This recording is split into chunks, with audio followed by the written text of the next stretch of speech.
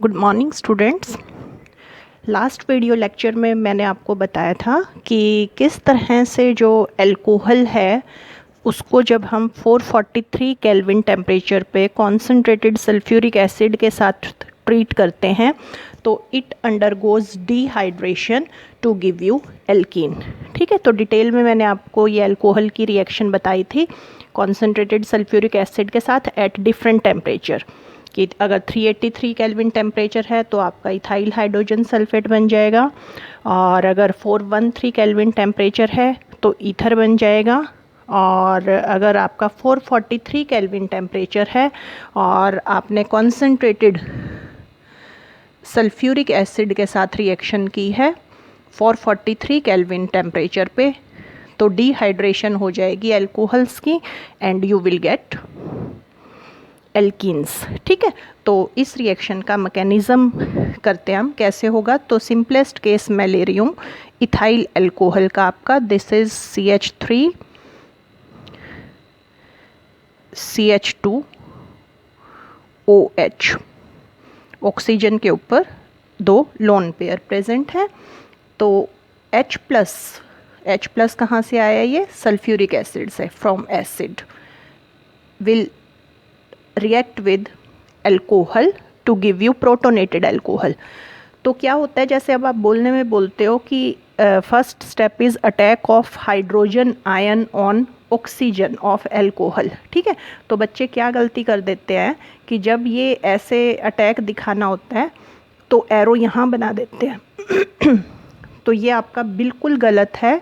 आपको क्या करना है, जो आपका बॉन्ड बनता है वो इलेक्ट्रॉन से बनता है, तो आपको अटैक जो है ऑक्सीजन से हाइड्रोजन की तरफ दिखाना है। ठीक है, क्योंकि आपको प्यास लगती है तो कुआं तो आपके पास नहीं चल के आता ना, आपको ही चल के पानी पीना पड़ता है।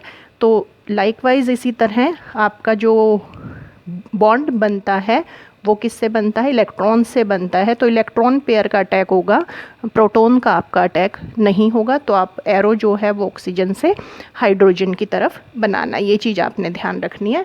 तो फर्स्ट स्टेप में आपका क्या बन जाएगा, you will gate protonated alcohol.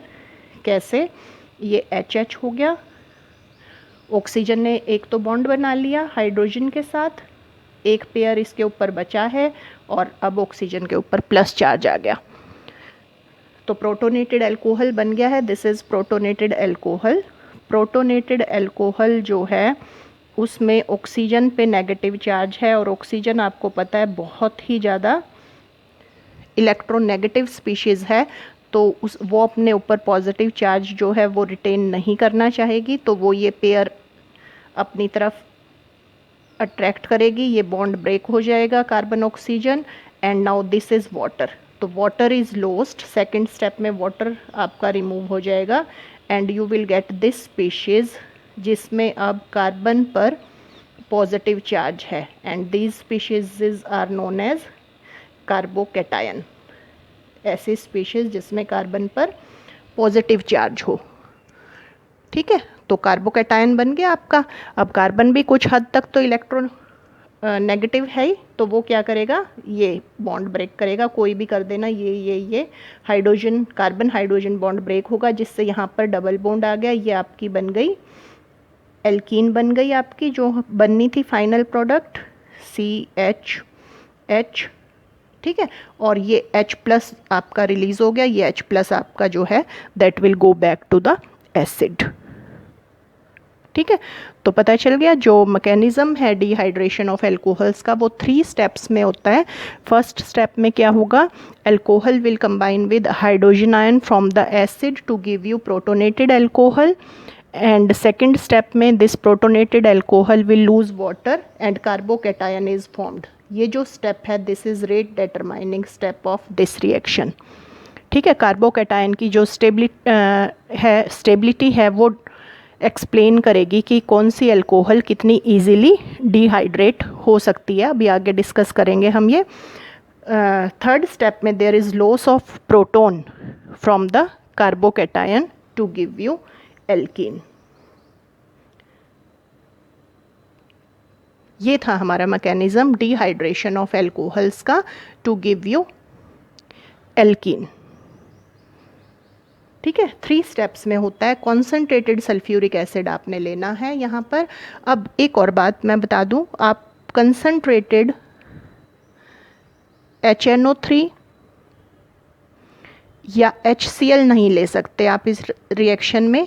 क्या होगा, अगर आप HNO3 लेते हैं तो ऑक्सीडेशन हो जाएगा and you will gate acid. ठीक है, तो हमने करनी थी डिहाइड्रेशन, तो डिहाइड्रेशन की बजाय क्या हो गया, ऑक्सीडेशन हो गई। और अगर आप HCl लेंगे तो HCl में सब्सटीट्यूशन हो जाएगी। क्यों, ये जो कार्बोकैटायन बना है ना, this immediately will react with chloride ion and you will gate C2H5Cl। ठीक है, तो डिहाइड्रेशन जो आपकी होगी वो सिर्फ कॉन्सेंट्रेटेड सल्फ्यूरिक एसिड की प्रेजेंस में होगी 443 केल्विन पर।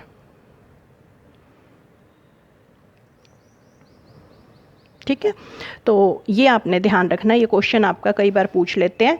वाई डिहाइड्रेशन ऑफ एल्कोहल्स जो है, you take concentrated H2SO4 for carrying out dehydration and you cannot use HCl और HNO3। ठीक है, तो आप लिखेंगे कि अगर आप HCl लेते हैं तो HCl लेने से क्या होगा, सब्सटीट्यूशन रिएक्शन हो जाएगी। जो कार्बोकैटायन बना है वो chloride ion is a very good nucleophile, तो वो क्लोराइड आयन एकदम से उसके ऊपर अटैक कर देगा and you will gate substitution product rather than elimination. आपको एलिमिनेशन करनी है, आपको वाटर एलिमिनेट करना है।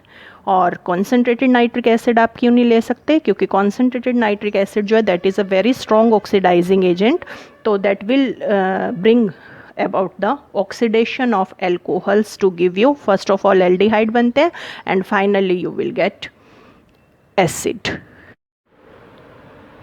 तो ये तो था हमारा सिंपलेस्ट केस, इथाइल अल्कोहल।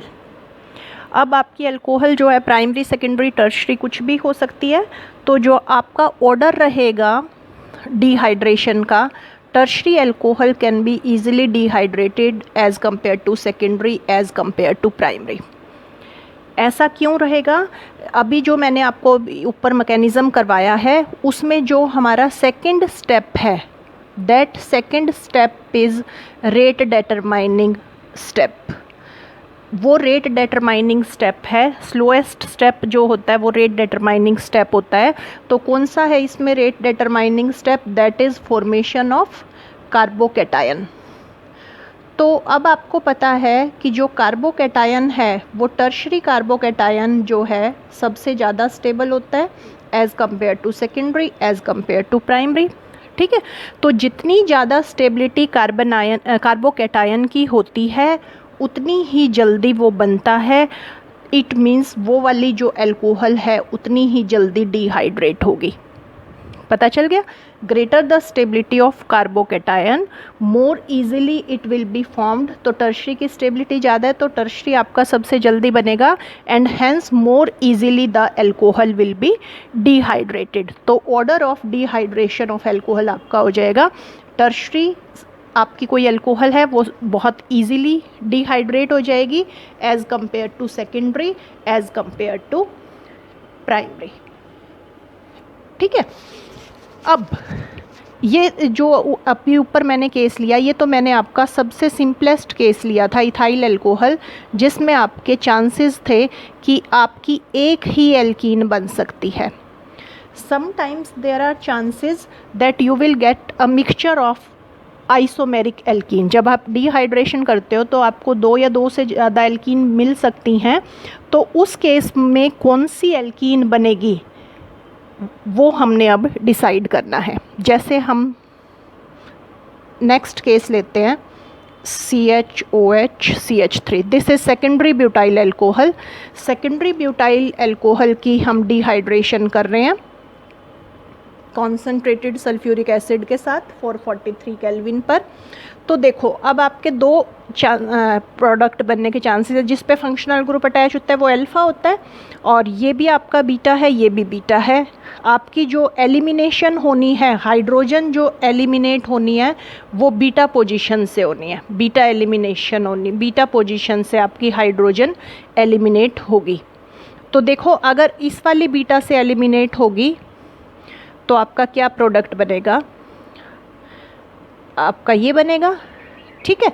और इस वाली बीटा से आपने हाइड्रोजन निकाला, इस वाली बीटा से, तो आपका क्या बनेगा, CH3 CH double bond CH CH3। तो आपके चांसेस हैं कि आपका 1 ब्यूटीन बने और आपका 2 ब्यूटीन बने।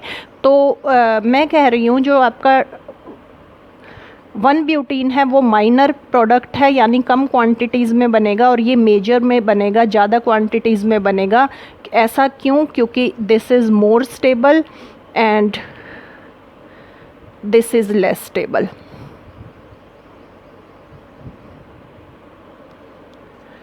ठीक है।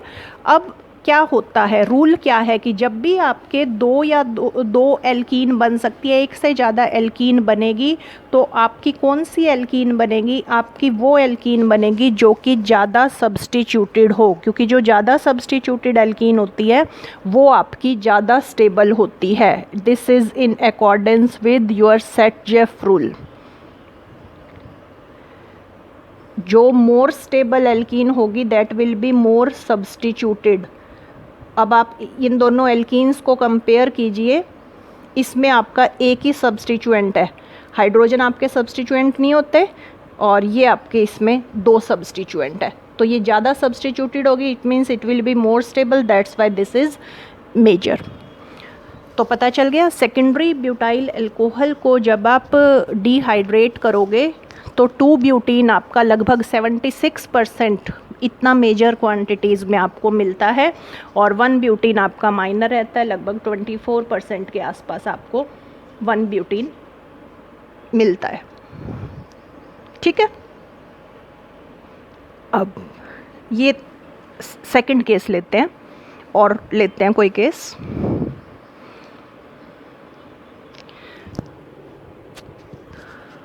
सपोज आपका अल्कोहल है CH3 CH2 C, यहाँ भी आपका CH3 है, यहाँ भी CH3 है, और OH है, तो आपका हो गया 2 मिथाइल ब्यूटेन 2ऑल। अब जब आप इसकी करते हो तो देखो आपके 2 प्रोडक्ट बनने के चांसेस हैं। अब आप ये भी बीटा है, ये भी बीटा है, ये भी बीटा है, ये जो दोनों बीटा हैं ये सेम है, इनसे जो भी प्रोडक्ट बनेगा आपका, चाहे यहाँ से आप H निकालें चाहे यहाँ से निकालें, प्रोडक्ट आपका सेम रहेगा। क्या रहेगा, CH3 CH2 C, और एक CH3 रहा, और डबल बॉन्ड CH2, जैसे H यहाँ से गया OH यहाँ से गया, या यहाँ से भेजें तो भी आपकी एक ही बात रहेगी, ये प्रोडक्ट। और अब मैं इस वाली से एलिमिनेट कर रही हूँ, इस वाली से मैंने एलिमिनेट किया तो देखो CH3 CH double bond C CH3 CH3, तो दिस इज़ मेजर प्रोडक्ट। लगभग 90% आपका ये बनता है, 10% ये बनता है। क्यों? क्योंकि देखो इसमें आपके 2 ही सब्सटीट्यूएंट हैं, और इस एल्कीन में आपके 3 सब्सटीट्यूएंट हैं, तो this alkene will be more stable. तो रूल पता चल गया आपको क्या है कि whenever there are chances of formation of 2 alkenes, the more substituted alkene will be the major product। ठीक है। अब कई बार क्या होता है कि जब भी आप डिहाइड्रेशन करते हैं अल्कोहल्स की, तो जो एल्कीन आप एक्सपेक्ट करते हैं उस एल्कीन की बजाय आपका दूसरा प्रोडक्ट बन जाता है, दूसरी एल्कीन बन जाती है। ऐसा क्यों हो जाता है? ऐसा इसलिए हो जाता है क्योंकि अभी आपने देखा कि जब हम मैकेनिज़्म देखा आपने कि सेकंड जो स्टेप है उसमें हमारा कार्बोकैटायन बन रहा है। अगर वो जो कार्बोकैटायन बनता है वो कम स्टेबल होता है तो उसकी टेंडेंसी होती है कि वो रीअरेंज होके मोर स्टेबल कार्बोकैटायन में चेंज हो जाए। पता चल गया? अगर लेस स्टेबल कार्बोकैटायन बन रहा है तो वो मोर स्टेबल कार्बोकैटायन में चेंज हो जाता है।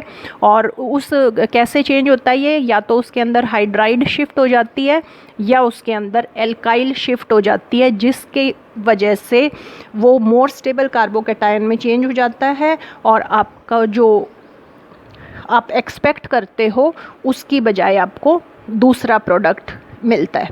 जैसे कि अब आप एन ब्यूटाइल अल्कोहल अगर आप कंसीडर करें, एन ब्यूटाइल अल्कोहल की आप डिहाइड्रेशन करते हैं तो एन ब्यूटाइल एल्कोहल में देखो, अब आपको देखने से तो ये लग रहा है यहाँ से तो इस कार्बन से OH जाएगा और यहाँ से हाइड्रोजन जाएगी, ये एक हाइड्रोजन और ये OH आपका गया, तो आपका बन गया CH3 CH2 CH double bond CH2।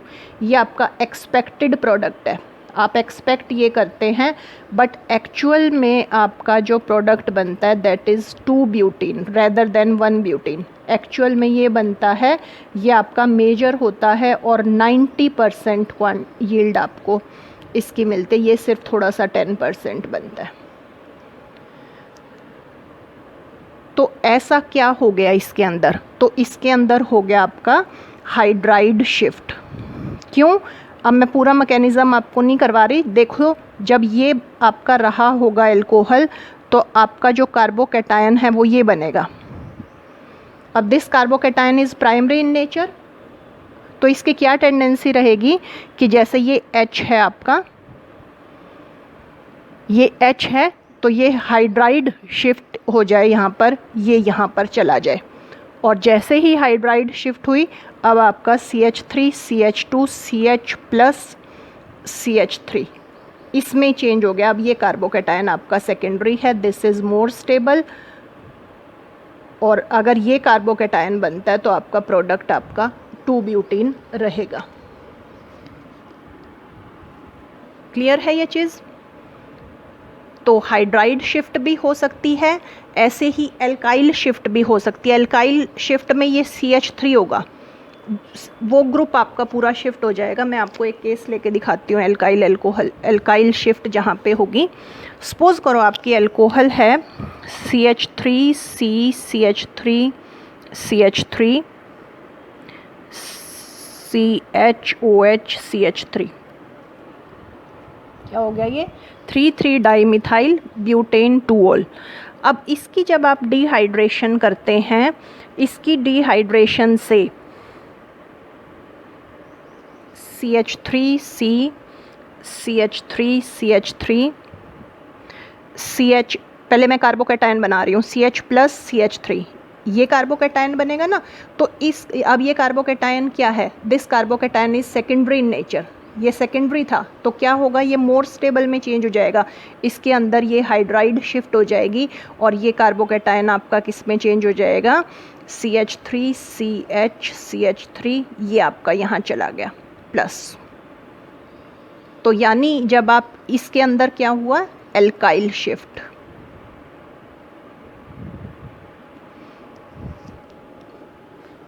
ठीक है, एल्काइल शिफ्ट होने की वजह से अब इसका प्रोडक्ट क्या रहेगा, CH3C CH3 double bond C, ये वाला मिथाइल यहाँ शिफ्ट हो गया है CH3, ये आपका मेजर प्रोडक्ट रहेगा। ठीक है, तो अगर कभी भी आप अल्कोहल्स की डिहाइड्रेशन करते हो तो उस डिहाइड्रेशन के करते टाइम आपका अगर लेस स्टेबल कार्बोकैटायन बनता है तो उसकी टेंडेंसी रहेगी कि वो मोर स्टेबल कार्बोकैटायन में चेंज हो जाए। राइट, तो ये थी आपकी chemical properties of alcohols. Now organic chemistry में आपके क्वेश्चंस आते हैं डिस्टिंक्शन के, जैसे कि अब आपने देखा कि अल्कोहल आपकी प्राइमरी सेकेंडरी टर्शरी कुछ भी हो सकती है, तो how you can distinguish between primary secondary and tertiary alcohol. आपको 3 टेस्ट ट्यूब में 3 अल्कोहल्स दे दी और आपको कहा कि डिस्टिंग्विश करो प्राइमरी सेकेंडरी और टर्शरी अल्कोहल में, तो कैसे डिस्टिंग्विश करोगे। तो डिस्टिंक्शन में आपको जनरली ऐसे टेस्ट देने होते हैं जो कि आपके कलर बेस्ड या सॉल्युबिलिटी बेस्ड वगैरह हो। ठीक है, ऊपर जो हमने ऑक्सीडेशन किया था या हॉट रिड्यूस्ड कॉपर का एक्शन किया था वो वाले आपने नहीं लिखने हैं, आपने ये वाले 2 टेस्ट मैं आपको बता रही हूँ ये करने हैं। ल्यूकास टेस्ट, ल्यूकास टेस्ट में आप ल्यूकास रिएजेंट यूज़ करेंगे। ल्यूकास रिएजेंट क्या होता है आपका, anhydrous zinc chloride in concentrated HCl। Equimolar mixture होता है आपका जिंक क्लोराइड का और HCl का। ठीक है, अब क्या होगा, सिंपल, आपकी अगर प्राइमरी अल्कोहल है RCH2OH और एक आपकी सेकेंडरी अल्कोहल है और एक आपकी टर्शरी अल्कोहल है। ठीक है, प्राइमरी अल्कोहल में जब आप ल्यूकास रिएजेंट डालेंगे, ल्यूकास रिएजेंट क्या है आपका, zinc chloride in presence of HCl, तो देयर इज़ नो रिएक्शन। यहाँ पर आपका ये चेंज हो जाएगा R2CHCl में और यहाँ एकदम से R3CCl में। यहाँ पर क्या होगा, आपको टर्बिडिटी मिलेगी, टर्बिडिटी कह सकते हो या you can say cloudiness, immediately मिल जाएगी। टर्शरी आपकी बहुत ज़्यादा रिएक्टिव है, तो टर्शरी में ल्यूकास रिएजेंट डालते ही आपको टर्बिडिटी मिल जाएगी और यहाँ पर आपको जो टर्बिडिटी मिलेगी वो विद इन 5 मिनट्स मिलेगी। कि आपने सेकेंडरी में डाला और उसके बाद allowed to stand for 5 minutes, तो turbidity will appear in 5 minutes और यहाँ पर आपका क्या रहेगा, नो टर्बिडिटी ऑब्टेन्ड। ठीक है, तो कैसे डिस्टिंक्शन हुआ primary secondary and tertiary alcohol में, आप ल्यूकास रिएजेंट से कर सकते हो। और ल्यूकास रिएजेंट से क्या होगा, if turbidity appears immediately then your alcohol is tertiary, and if turbidity appears in about 5 minutes then your alcohol is secondary, and if turbidity appears, if no turbidity appears then your primary alcohol is present. तो ये आपका first test था। You can distinguish by another test। एक और test है Victor Meyer test.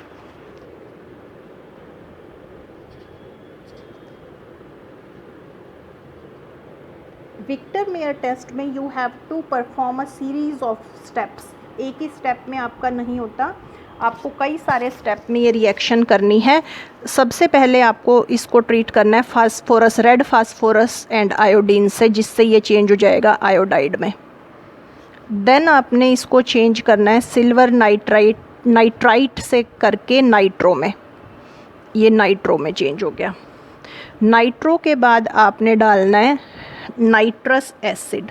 Nitrous acid डालने के बाद ये वाली जो है प्राइमरी अल्कोहल आपको नाइट्रोलिक एसिड देती है। अभी यहाँ तक इसमें क्या होगा, यही स्टेप्स कर रहे हैं आप। पहले R2CHI बन जाएगा, देन R2CHNO2 बन जाएगा, देन नाइट्रस एसिड से ट्रीट कर रहे हैं R2CNO2 and double bond O। यहाँ भी यही स्टेप करेंगे, R3CI बन जाएगा, R3CNO2 बन जाएगा, देन HNO2 से अब आप ट्रीट करेंगे तो कोई रिएक्शन नहीं होगी, क्योंकि HNO2 से ट्रीट करके आपका वाटर लॉस होता है, यहाँ हाइड्रोजन ही प्रेजेंट नहीं है। यहाँ पे क्या हुआ, हाइड्रोजन यहाँ से गया, HONO अगर मैं लिखूँ, H यहाँ से गया, OH यहाँ से गया, तो ये NO यहाँ लग जाएगा। ठीक है, और इस केस में क्या होता है, इस केस में आपका वाटर जाना है, H2 यहाँ से चला जाता है, O यहाँ से आपका एक हो जाएगा, तो NOH आपका ये लग जाएगा। तो अगर मैं इस कंपाउंड का नाम लिखूँ तो this is nitrolic acid, this compound is pseudonitrole. अब क्या है, इतने स्टेप्स करने के बाद अब आप NaOH डाल लेंगे इसमें। पहले ये सारे स्टेप अब तक कॉमन है, अब आप इसमें NaOH डाल लेंगे। यहाँ तो रिएक्शन ही नहीं हुई थी तो नो कलर, कोई कलर नहीं आपको मिलेगा। इसमें अगर आप NaOH डालेंगे तो you will gate blue colour, और इसमें अगर आप NaOH डालेंगे तो you will gate red colour. तो हो गया, बहुत स्पेसिफिक टेस्ट हो गया। क्या आपका है कि प्राइमरी अल्कोहल आपने लेना है, secondary tertiary series of reaction करनी है। सबसे पहले फास्फोरस आयोडीन से, देन सिल्वर नाइट्राइट से, देन HNO2 से, and then you have to add NaOH।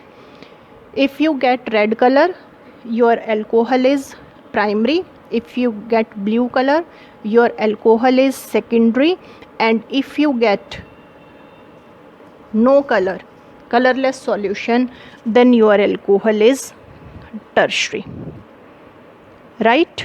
तो ये था कि किस तरह से आप प्राइमरी, सेकेंडरी और टर्शरी अल्कोहल में डिस्टिंक्शन कर सकते हैं।